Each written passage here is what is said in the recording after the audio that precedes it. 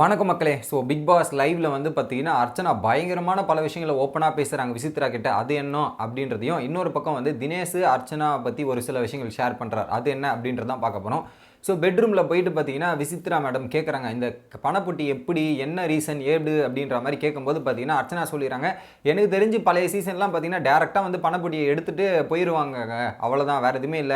அதுவே வந்து பணப்பொட்டிய எடுக்காதீங்க, எடுக்காதீங்கன்ற மாரி தான் சொல்லுவாங்க அப்படின்ற மாரி சொல்லியிருந்தாங்க. பட் இந்த சீசன்ல வந்து எனக்கே கன்ஃபியூஷனா இருக்கு. நம்ம வந்து எல்லாரும் முன்னாடி உரக்க சொல்லணும்ன்றத சொல்றாங்க. கன்வின்ஸ் பண்ற மாரி இருக்கா என்ன அப்படின்ற மாரி டவுட்ல கேட்குறாங்க. விசித்ரா மேம் கேட்டது, எல்லாரையும் கன்வின்ஸ் பண்ணி தான் அந்த பொட்டிய எடுத்துட்டு போணுமான்ற மாரி அவங்க கேட்டாங்க. மேம் எனக்கு தெரியல, பழைய சீசன்லாம் பார்க்கும்போது இந்த மாதிரி கிடையாது. பட் அந்த 4 ஃபேக்டர் தான் ரொம்ப முக்கியம். அந்த 4 ஹேஷ்டேக் தான் முக்கியம். அந்த ஹேஷ்டேக்ல உங்களுக்கு எதனா ஒரு ரீசன், காரணம் அதில் மேட்ச் ஆச்சுன்னா நீங்கள் எடுத்துகிட்டு போகலான்னு நினைக்கிறேன். எனக்கு வேறு எதுவும் தெரியல. மற்றபடி கன்வின்ஸ் பண்ணலாம் இருக்கிறது மட்டும் எனக்கு டவுட்டாக இருக்குன்ற மாதிரி ஓப்பனாக சொல்லிடுறாங்க. இதெல்லாம் பார்க்கும்போது விசித்ரா மேம் பணப்பொட்டி எடுக்கிறதுக்கான வாய்ப்பு அதிகமாக இருக்கோ அர்ச்சனா கிட்ட கேட்கும்போது அப்படின்ற மாதிரி ஒரு பக்கத்தில் சொல்லிடுறாங்க. இன்னொரு பக்கம் வந்து நிறைய பேர் வந்து இதை வந்து சொல்லிக்கிட்டு இப்போ வந்து இந்த பணப்பொட்டியை எடுங்க எடுங்க எடுங்க எடுங்கன்ற மாதிரி இந்த மாதிரி ஒரு விஷயத்தை பண்ணுறதே வந்து ஃபோர்ஸ் பண்ணுற மாதிரி பண்ணுறதே வந்து எனக்கு கொஞ்சம் கடுப்பாகுது. அது எனக்கு பிடிக்கல. அது தினேஷ் ப்ரோ நிறைய பண்ணுறாரு. தினேஷ் அண்ட் விஷ்ணு அண்ணா இதை பற்றி அதிகமாக பேசுகிறாங்க, அதை பற்றி பண்ணுறாங்க. அது எனக்கு சுத்தமாக பிடிக்கல. நான் அவங்க முன்னாடியும் ஒரு பக்கம் சொல்லிட்டேன் அப்படின்றத சொல்கிறாங்க. விசித்ரா மேம் யாருன்னு கேட்குறாங்க. அவங்க 2 பேர் தான். காலிலேருந்து அப்படி பண்ணது எனக்கு பிடிக்கல. என்கிட்டையும் கேட்டாங்க, நீ எடுக்கிறியா இதுவா அப்படின்ற மாதிரி கேட்டாங்க. என்கிட்ட பொறுமையாக தான் கேட்டாங்க. பட் இருந்தாலும் நான் ஓப்பனாக சொல்லிட்டேன், ப்ரோ நான் எடுக்கிற ஐடியாலாம் இல்லை ப்ரோ, அதெல்லாம் எனக்கு தேவையில்லை ப்ரோ அப்படின்ற மாதிரி நான் சொல்லிட்டேன். அவர் இருந்தாலும் கேட்டார், நீ எடுத்துகிட்டு போனேன்னா நான் டைட்டில் பக்கம் போவோமா அப்படின்னு சொன்ன உடனே, இல்லை ப்ரோ நான் எடுக்கிற ஐடியாவில் இல்லை. ஒரு காலத்தில் நான் ஐடியா இருந்தேன், வீட்டுக்குள்ளே வரும்போது அது எடுத்துகிட்டு போயிடலான்னு ஐடியாவில் இருந்தேன்.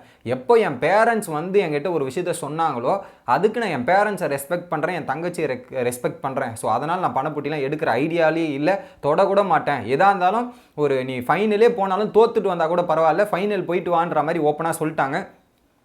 அந்த பணப்பொட்டியை மட்டும் எடுத்துகிட்டு வரக்கூடாதுன்றது ஆர்டர் இருக்குது.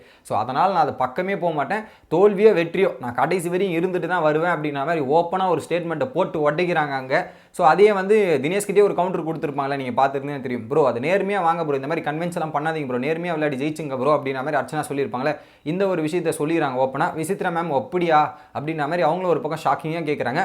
பட் இந்த மாதிரி பண்ணுறதாலேயே வந்து நான் ஒவ்வொருக்கிட்டையும் க்ளோஸராக ஆகணும்னு நினைக்கிறேன். பட் இந்த மாதிரி சில விஷயங்கள் நடக்கும்போது என்னை தடுக்குது அவங்க கூட க்ளோஸர் ஆகிறது. இந்த வீட்டில் நான் யாரையுமே ட்ரஸ்ட் பண்ணல, முழுசாக ட்ரஸ்ட் பண்ணல. நான் வந்து எல்லாருக்கூடையும் ஜாலியாக ஈக்குவலாக டைம் ஸ்பெண்ட் பண்ணுறேன், ஃபன் பண்ணுறேன். இது மட்டும் தான் என்னோட எண்ணமாக இருக்குதே தவிர போயிட்டு இன்னொருத்தர் ஆர்குமெண்ட்டில் இறங்கி இந்த மாதிரி பண்ணுன்றதெல்லாம் இல்லை. இன்றைக்கி கூட மாயா ஒன்று சொன்னாங்க, எல்லார் இடத்துலையும் காசிப் பேசும்போது இன்னொருத்தரை பற்றி பேசும்போது நீங்கள் அந்த இடத்துல இருக்கிறது இல்லை, விலகி கம்முன்னு போயிடுறீங்க. அந்த மாதிரி தான் நான் இருக்க வந்தேன். என்னோட கேமை நான் விளையாட வந்திருக்கேன். அவங்க கேமை விளையாடி எடுத்துகிட்டு போட்டோம். அவங்க யாரையுமே இந்த மாதிரி சொல்ல வேணாம். எனக்கு அந்த ஒரு விஷயம் மட்டும் தான் எனக்கு பிடிக்கல. அதை நான் தினேஷ் ப்ரோக்கிட்டே சொல்லிட்டேன். இதை திரும்ப பண்ணுறது தான் எனக்கு இரிட்டேட் ஆச்சு.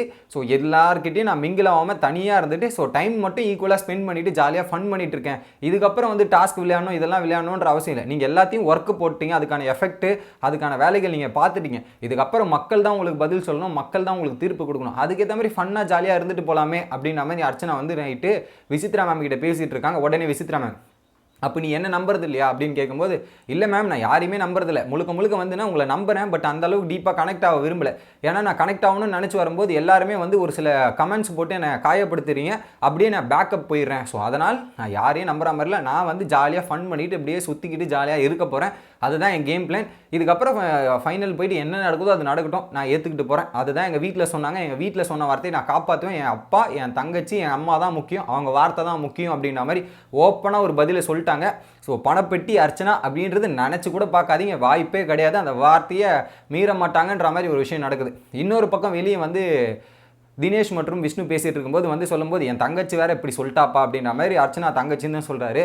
அவளே பொட்டி எடுத்துகிட்டு போகிற மாதிரி போயிருப்பாப்பல. இந்த ஃபேமிலி வந்து இப்படி பண்ணிவிட்டு அவளை இந்த மாதிரி பண்ணிட்டாங்க, என்ன பண்ணுறது அப்படின்ற மாதிரி ஒரு பக்கம் தினேஷ் கிட்ட சொல்லிட்டு இருக்காரு.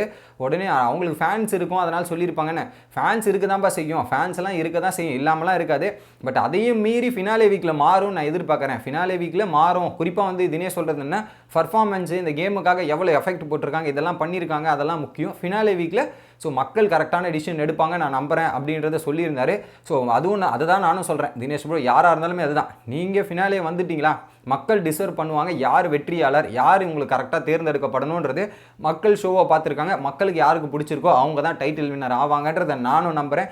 நீங்களும் நம்புங்க, எல்லாரும் நம்புங்கன்னு சொல்கிறேன். பட் அர்ச்சனா மட்டும் பணப்பொட்டி எடுக்கிற ஐடியாவில் இல்லைன்றது ஆணித்தனமாக அடித்து சொல்லியிருக்காங்க. வேற லெவல்.